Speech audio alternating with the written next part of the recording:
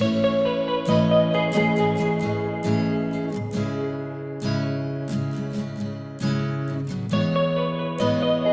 se trouve ici à la grainerie. La grainerie, c'est la fabrique des arts du cirque et de l'itinérance. Par hasard, c'est l'école du cirque adapté qui utilise donc cette salle ici pour les ateliers. Ou alors on se déplace aussi dans les établissements spécialisés pour amener le cirque aux personnes qui sont dans l'incapacité de venir. Elle a été créée en 2001, donc je m'appelle Christina.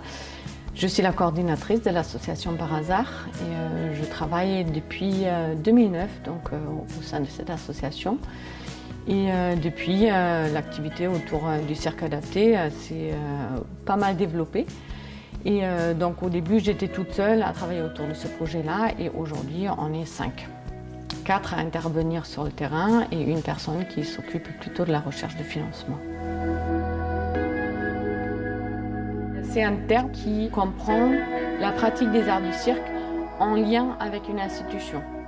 Donc ce n'est pas obligatoirement une institution spécialisée, ça peut être aussi un établissement scolaire par exemple. Donc pour eux, à partir du moment où il y a une tierce personne, où en fait l'intervenant travaille non seulement avec le public mais aussi avec un professionnel qui accompagne le public, ça devient en fait du cirque adapté. Donc il y a toujours un peu ce trio-là, le public, l'intervenant au cirque et le professionnel. Nous, on ne peut pas dire que nous, en tant que circassiens, on travaille à des fins thérapeutiques, mais on travaille en lien avec des thérapeutes qui peuvent, eux, après, utiliser la médiation cirque à des fins thérapeutiques de leur côté.